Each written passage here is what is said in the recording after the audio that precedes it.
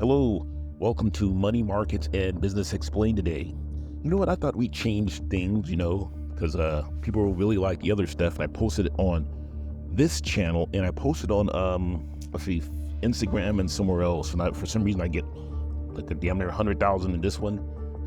Not as much because it's brand new. I get it. And the other one's been around for a while. So let's just talk today, okay? Let's just talk. Talk about money, talk about things. We're still going to talk about the tariffs and all that sort of stuff. People love that on the other channel. I was surprised. But let's just talk about money and what's going on with the government and stocks and all this sort of stuff. Thank you.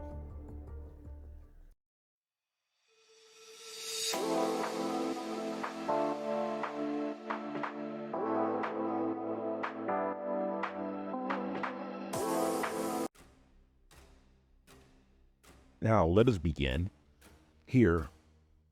As you notice, the background is called Department of Government Efficiency. I did it as a joke because basically that's what this chart's about. Let's see here. This is a cumulative spending, the total spending since inauguration. They do it for this year, and they're comparing this year, January 20th, to last year. Obviously, there was no inauguration for Biden, who's already in. And you go from day 1 to day 80. And basically, we are spending 154 billion more than they spent the same period, 2024. This is astounding because Elon and the whole crew were supposed to go in there and start cutting federal and this and U.S. aid. Fine, but they didn't implement it properly, and so therefore, you get federal judges blocking them and other people because they didn't develop a proper trust relationship with them. And so these guys don't trust him. And he says a bunch of crazy, racist, bigoted, sexist, stupid stuff on Twitter. And that reflection of his personality is carrying over into his job with Trump and with America, actually. Even though this is a good thing, they just don't like the personality and how he did it. He didn't even let people know who was on his team. So that was just so mysterious. Either way, Congress themselves actually is represented in this, and they're having to spend too much money. And a lot of that money is honestly kind of stuff that Biden, little bombs he left before he left, and giving Israel money, which we should cut Israel and all these nations off, because here we understand how our budget should behave, and yet we can't get it in line. So there you have it. We're spending more with better oversight. Not good. Now, I said keep that in mind, didn't I? Well, this is the daily cumulative government spending with numbers. On the left, you see in billions. So if it's one, that means 1,000 billion, also known as a trillion. 500 is 500 billion. So remember I said in the middle of March, just a close-up of it. So, reason why I show you that is so you could see around the end of February. That's when DOGE started doing the DOGE stuff, right? Department of Government Efficiency, supposedly, that's when they were at full speed. We're at full speed now, said Elon, right, from South Africa. And look at how much more spending we are doing. We're spending more. Now, you look at on the right, that's like, let's say that'd be about April. It would be after, what was it, Liberation Day. So it'd be like April 10th, maybe 15th, right? Look at that. We're still spending more money. I thought DOGE was doing all this stuff. We're still spending more. And you look at 2023 and 2024, those are almost equal. So weirdly enough, Biden and his stupid administration and his stupid government back then, it kind of kept on track. And it's weird. It almost followed like the same spending. I mean, our year is 2025, a little off, which is good. But it's almost like they follow the same spending. So I'll let you know there's like certain cycles of spending. In 2022, not as much. But we hadn't ramped up the stupidity yet. But you see, this is now with DOGE in full control, and we're doing this and doing that. Look at that. We're actually spending $154 billion more than 2024. And if you just compare it to the left, remember on the left is where everything is. So we were spending, I say in 2022, about 1.8 trillion government spending. And now you can figure out how much more that is. Not that nice. Not that nice. I mean, look at the source there. So it's a valid source. Okay. Now, you see here, Elon and Rustin talk about fertility. Okay, and they're somewhat right. The problem is this. Most people in the world are not good parents. I mean, I hate to say that. I do. But most people in the world are not good parents. That's a shame. They're going on 6,000 years of parenting, and they're not that good at it. Now, if you notice here, on the left is the total fertility rate, right? You need allegedly 2.5 as a replacement. So they say, right? And on the bottom, which, this XY chart, percentage of households living in apartments by metro area. Metro means metropolitan, right? Means let's say you live in Phoenix, crap hole city. Phoenix is about 47 miles wide, the whole metropolitan area. 51 miles wide by 47 miles deep, I think, or one of them. And you have Scottsdale, Tempe, and all those City Mesa, this and that. But that's the width and length of basically like a big box. They also call it the valley. Same thing in LA. LA is a bigger metro area. San Francisco is more like an island, so there you go. New York, I lived there. 5 boroughs. DC, well, DC is just DC. But reason why I have this here, when we're talking money markets and business, is money affects you being able to have children as well as your desire and fertility rate. Also, no one ever talks about it. Neither Trump, none of these people. It's like, well, we gotta give people more money. Well, some of these people are cities where there was a lot of money. There's a lot of money in Tokyo. I've been there. Osaka. There's a lot of money in Toronto. Especially all those little loser immigrants going there. There's not as much money. Now, also, understand what I'm saying. There's a lot of money per capita. Whenever you say per capita, it means per person, right? And I don't really like per capita. I like more median. Because median is basically the 50-50 point. 50% of people make money are this way, 50% of people make money are that way. Which is pretty horrible when you start talking about the 1%ers and 0.1%ers and stuff. Then I just show you how gross everything is. But in America, or just on this chart, it's like this is what you call a regression chart, okay? For those of you who don't, aren't statistical, and that's okay. Simple. In America, the people with the highest fertility rate is Houston, Dallas, Atlanta, Philadelphia, DC, as I mentioned to you. And when I mean DC, they actually mean like Southeast DC. I'll be honest with you. East DC is where most fertility rate is. East DC and Southeast DC, okay? I live there, so I know what I'm talking about. Northwest CENA. But as you see, percentage of households living in metro area, the higher amount of people living in an area, the worse, because it's crowded, it's cluttered as hell, dirty, more crime in some cases. I mean, in Singapore, no, because Singapore is low at crime. That's a really low crime area. But the problem with somewhere like Singapore that you see on this map is these people work like, they're okay working 50, 60 hours a week, right? Which is stupid, because they don't get paid that much per their work, and you just don't have time for relationships. And if you do, what do you do? Go home, they play a lot of video games, a lot of distractions to the relationships. But it doesn't matter. That's all part of being in a clustered city. So you can see the more people living in apartments, the less your fertility rate is. No one talks about this but me. That's why I was digging around. I said, let me go find something. Cause I know there's something that backs up what the heck I'm saying and what I'm saying. I've been to a lot of these cities. We've got New York, London, Chicago, San Francisco. I don't know if Berlin's on here for it. I've been there too. Boston. Okay. I've been in this stuff, and I at Paris. I went to Paris. Paris is different. In Paris, you have it's more expensive to live outside the city than inside the city, which is weird. That's like globalism nonsense, but that's just way Paris is different. And all that, remember, some of these places have a high influx of immigrants. So, well, what does that mean? Well, then that skews the numbers. That's why you can't trust Paris.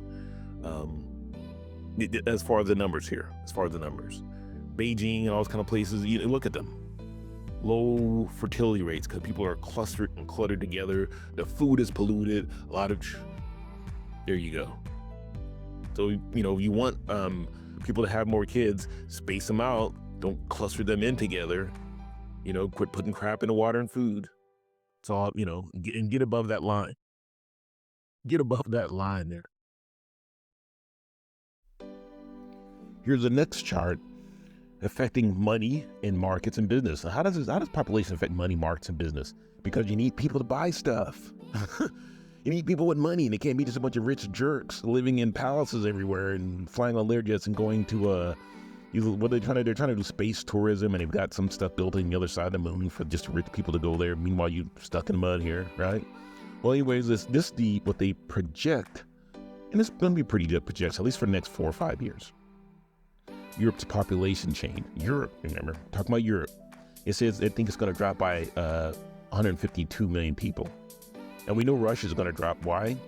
Because of flus and this and that and that war. Ukraine has probably got the largest drop in Europe right now. Because according to Trump, both sides are losing about 2,500 a week. That's 5,000 a week, 250,000 a year or less, maybe 260. I mean, they've lost, and I heard in the news that their measurable numbers since 2022, they've lost at least 750,000. That's young men, as well as grown as hell men. More men than women, obviously, fighting in those wars, And by the time this is all over, because Russia's just on the rampage, and they have to be.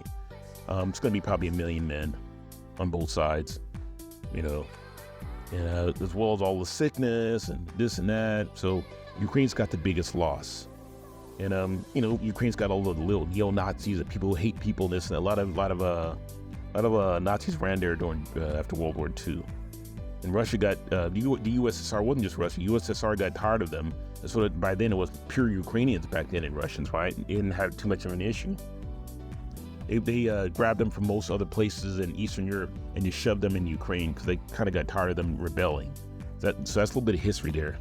Finland gonna be down. I mean, I wish these places would actually just give you percentages as well, not just the drop in numbers. But the thing that's surprising is Sweden going up in numbers. Isn't that weird? Of all of them, they're actually gonna increase in population. I don't know why. And Turkey, they're not gonna give you the data on them, so that means they're gonna drop. A lot of Turkish men are dying off for some reason. I don't know why. In France, well, France, influx of immigrants. Luxembourg, influx of immigrants. Luxembourg, at 67,000, that's pretty low. And if you can go to the site and zoom in if you want to see more of them, but basically, overall, the population is going to drop everywhere. Because remember, populations increase based off of your teen years. From most people start becoming fertile and start having kids, unfortunately a little too young, but that's when it starts, like 15, 16 to about, in Western society, about 32, that's when you get a big drop off. Women's fertility go down. It's dropping even more quicker, and a lot of men just don't want to have kids with those women.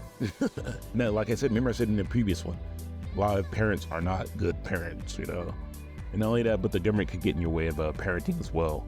But the ones I said that intrigued me is Sweden there, going up by 700,000. France, that's intriguing. Well, we know why. Immigrants. The UK increased immigrants. Iceland's drop is small. Ireland's drop is small. Spain, yeah, we know Spain. And honestly, some of these guys, you kind of want them to drop off because they've always been troublemakers. I would love it if Portugal dropped off like triple more. Spain dropped off more. I hate to say it, but honestly, let's see, Poland, I'd love it if he dropped off more. Germany too. I'm saying this because these are nations that were always fighting. Even Italy, always fighting. Your World War I, your World War IIs. A lot of just slavery and stuff got started by the Catholic Church in Spain and Portugal. Some of these people have been historically not good for the world outside of Europe or even Europe. You forget where Napoleon came from, France, and look at your country. So if there will be a next big war, France and England got the numbers. You got to watch out. But yeah, observe this chart. Observe it.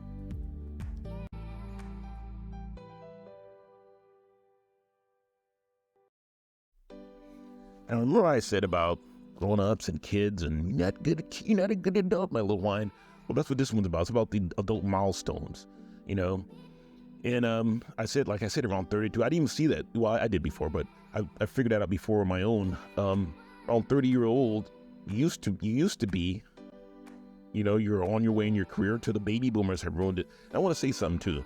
Most of the population problems in this world are caused by baby boomers, caused by big tech. Not just wars caused by baby boomers, caused by big tech, caused by immigration, caused by people being broke. Because baby boomers hoard all the money and they don't give it to their kids and no one. You know, you have baby boomers 60 years old trying to give it to 19-year-old, you know, stupid people.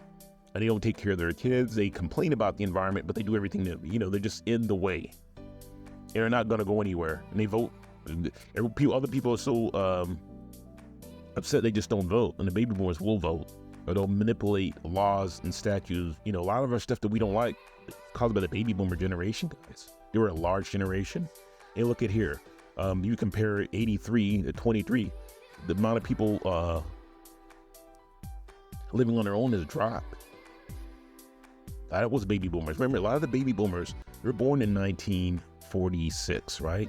So 46, you give that 10 years. 56, give that 10 years, 10 years more, 76. You see, and they started getting into these jobs in their, you know, Wall Street and all that kind of stuff in their 20s, and they didn't, you know, they didn't want to live on their own. They want to live with roommates and party and stuff like that. And you saw a flatlining. Interestingly enough, after Reagan got the hell out of office. After Reagan left, Mr. Big Conservative, right? Fake conservative. He was a neoliberal. You saw it flatline. People living on their own. The numbers didn't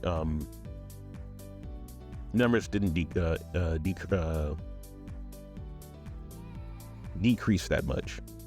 But then as the economy started going crappier and crappier, right, about 93, right after Bush got out of office, under Clinton, the economy got worse and worse. And you said, look what you see. Just look what you see. People couldn't afford to live on their own. You see? And then people who've never been married, or have you ever, ever been married? Okay. 83 was 83% of people 30 years and older were married. Everyone I knew was married as a kid. Yeah, I wanted to get married. I was like, yeah, well, that's just a normal thing. Now look at 2020. It actually goes to 2024. For some reason, they always go back a year or whatever. But now it's like just people 30 years and old. It's like 45%. That's a big drop. Living with a child. A lot of people don't live with children. A lot of people don't like kids. I do, because my family, I don't have any issues with them, but a lot of people don't like kids because, one, you just can't afford it. Remember what I said? A lot of people are not good parents. They don't know how to parent. They don't know how to take care of kids. They don't know to not smoke, drink, and do stuff bad around it. They just sit them in front of a TV.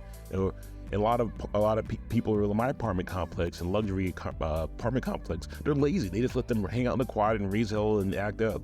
You don't take them to the park, especially, I hate to say it, especially mainly the Arabs and now the poor white families here. They just let their kids hang out in the parking lot.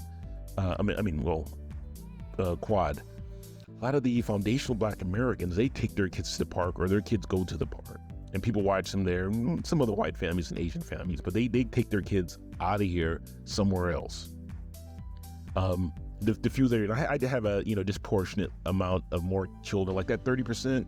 For me, it'd be about 40% actually. But we live in different sections. But a lot of people don't live with a kid, no babies, and that's part of the reason why there's so many bad parents. I don't know what Trump's gonna do. He's never talked to me about it. He doesn't have anyone like me around him, which sucks because I could give him nothing but great ideas, better than those clowns he's got. Let's see. In owning a home, that speaks for itself. That speaks for itself. From 52% of people 30 years and older owning it. We're talking about. We're not talking about just getting a mortgage. We're talking about paid your home off. People, when I was a kid, by the time you're 30, you would have paid your home off or been in the last year of paying your home off. Can you imagine that? 52% had that thing paid off by 30. Now, these are skewed numbers. They're saying paid off at 32. Nah, it's more like people who have a mortgage, okay? They owe, so off to work they go. And this is from the U.S. Census Bureau and other sources, so check it out. Okay, enough talking about kids and babies and the way the world turns. Let's talk about gold and the S&P 500 in the USA. As you see up in the upper left, that's based off of April 17th. The gold, the value of an ounce was $3,328.40, right? And this is based off of a 2-year chart. Now, if you go to I know I'm getting you left and right, follow along. Gold based off of April 13th, when they last measured the percentage, was a 38% gain above what the S&P 500's gain was, not number value. We're talking percentage. So if you go to the far left and look at where it was, and I kind of cut it off for some reason. I don't know why. There is an intelligent reason. I'm sure I'm intelligent. So we're going back to April 17th, 2023. So you can compare April 17th, 2023 to April 17th. Gold went up by 65%. The S&P 500 went up by only 27.67%. It's actually dipped since it's dipped since Donald Trump's been in office, which is good actually, because it was inflated. Now, when you see to the far left of the screen, you see gold try to make it, it touched S&P 500, and it actually for briefly went above them percentage-wise. Then they artificially manipulated gold, usually in London or Frankfurt, and drove it down. And then the natural buying pattern globally drove it up, and it almost broke through the S&P 500 again in late October, early November 2023. And then again in late April. It's always these late. And notice these dates, right? Late April, early May. That's the beginning of the third quarter, you see? And the one in November, that's kind of like the beginning-ish of the fourth quarter. So a lot of stuff is quarterly. Just want you to know, I'm letting you know, educating you that. But when Trump came in there, because, people were buying Bitcoin and this and that, and he unleashed, whatever, mainly for rich people, because a lot of people were broke then. A lot of people have lost their job, the high-paying jobs, and they keep giving these jobs to these, darn foreigners and shipping them in here. Thanks, Elon, by killing off remote jobs, stupidly. Elon's not that smart. You're starting to see gold ship up, right? And it shipped up 65%. Realistically, if you were to compare it when it broke out way back in May 2023 or April. Oh, but it was like late May is when it first touched on the far left, or even late October, early November 2023. Instead of them trying to manipulate it, gold would be up honestly 100%. It'd be up 100%. If it was just April 2024, late April, early May, it would be up 85%. And you see it climbing. So gold is turning out to be percentage-wise a better investment for you than the S&P 500. I'm not saying don't invest in the S&P 500. Do that, but hedge your bets with the gold. That's what hedging means. Because if gold drops, it's not going to drop that far. Unless it really crashes the economy, and you'll see it drop by 30-40% from its height, whatever that would be at the time. That's based off of historical. Get some gold. I got some. Do you? Here we have in this chart, it's two charts I slammed together. One's, it says America levers up. The other one's total public debt and GDP. Now, the one on the left is sovereign debt. I mean, the debt your country has, the burden. And that's from the last World War II. And then you can put these little ticks and markers there from World War II, the presidents. And as you can see, the debt went up during World War II, and as soon as the war was over, it dropped until Truman had a little, I don't know why it went there, but it just a little nibble, then it dropped down. He beat the debt down a lot. Then Eisenhower, a little nibble there because of they were building military bases everywhere, and the Korean War. I didn't mention that there, but still it dropped during then too, because remember, we didn't have any competition worldwide. There's no competition for our market, so we were the market. For everything, pretty much. Europe was getting back, but that was our money that was helping Europe out. don't know if it's called a .4 plan or some kind of plan like that. And unfortunately, that money for that was earmarked for foundational Black American communities and poor white communities. And they took the money that should have been building us up. Can you imagine? And use it to build up Europe. What they do now, they're in war again these days. And you see JFK. My point is the debt was just dropping. They try to blame Carter, but you see, it happened right when he came in, and he even knocked it down some. And then look what happened with Reagan. That is, tell you such a wonderful guy. He was not a wonderful guy.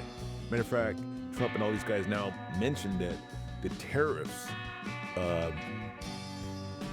that he allowed other nations to hit us with started with him. And even trying to have videos online, but they keep throwing that up in our face. So thank you, China. And then when he gets Clinton, he didn't know what the hell to do. What did he do? Broke kind of like unwritten rules, and it wasn't a constitutional amendment rule, and took our Social Security and used it and gave it to the international banks to pay off their debt. Remember, they always say that their debts are, no, it's their debt, also known as bonds. Because they get debt by paying bonds, because that's more long-term debt, and it has some interest rates tied to it as well. They give you a whole lot because the banks have all the money.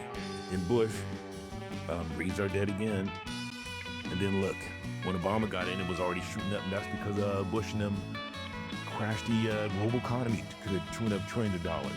And you can just go all the way up, then you see COVID. That's when our debt went up. Even though Trump tried to, you can see right there, try to beat it down some. On the right, you see for the U.S. federal debt and the GDP. GDP, gross domestic product. That's a product we produce internally, not like investings all over the world, and FDI, which is foreign direct investment. That's us. And we've always been doing good. And this is a smaller chart. Just the time span is shorter, from 66 to about 2022, 2023. The other one's from 1939 to the same time period, so it's longer, almost double the time period actually. And you see when Obama and them, right before they got out, they did some stupid stuff, and that's where you see the crossing of the GDP, which was going up, and the federal debt, and look at where we are today, in deep debt. Now, here we go again with gold. Remember, I told you I was going to get to a gold chart and to show you gold. This is without any comparison between gold and SP 500, okay? So we're going to go back about a year-ish. You see where gold, remember I said where gold was kicking SP 500's butt? There you go. Gold break, that's where it broke above $2,000 an ounce. And that's like a memorable point because, people were hedging their bets and this and that. There you go. And then right around September, it pivoted. They tried to shut gold down. It didn't work because people started buying more. And that's after Kamala's debate and everything like that. And he's like, oh, she didn't have a good economic plan, etc. So people bought more, even though they try to manipulate it from London and from India, more frenemies, and it shot up again. Then when Trump got elected, they figured, well, gold's going to go down because, one, he's going to do the Bitcoin thing, and the dollar is going to get strong, and the dollar did get strong. And so you see that gold value went down. Not because of anything gold, because, when the economy gets strong and your dollar gets strong, it drives let's say inverse effect on the price for gold. Okay. And then Trump, Liberation Day, he started that trade war because, and it wasn't a trade war. Trade war is wrong, and I hate it because there's no war. He's not doing anything negative against one. The other 184 nations have been undermining us. Remember I showed you way back since the stupidity of Reagan, since Reagan's stupidity, and even I would even say Eisenhower giving all our money. By the way, Eisenhower's money that he gave to them was money that was supposed to build up, it was earmarked to build up the foundational Black American community and poor communities down south, poor white communities. Robert F. Kennedy Sr., he went down there and saw it. He goes, wait a minute, where's all, I thought, because the book showed that money's getting spent. But he went down there and saw these poor white people without shoes, no teeth, and he saw a bunch of poor Black folks living in shacks. So, this is crazy. Yeah, that's what the Republicans were doing under Eisenhower. and doing eminent domain and everything stupid with the money and giving it to Europe, building up Europe. Now that's where you see Trump and JD and the rest of them saying, look, these guys are nothing but a bunch of damn mooches, and they're always causing problems and wars in Africa and everywhere. And then to get us to bail them out. So we go broke. We go broke looking after other people who don't like us. So that's that. Now you see gold hitting the record 3,300. And I showed you it was like 3,240. It's actually 3,300 now. Now it is. This is a little bit later chart. I don't know if I have the date on here, but who cares? You can see it 33.46. Gold's going up because the dollar's, it's weird because the dollar's kind of strengthening at the same time it's going down. So it's weird.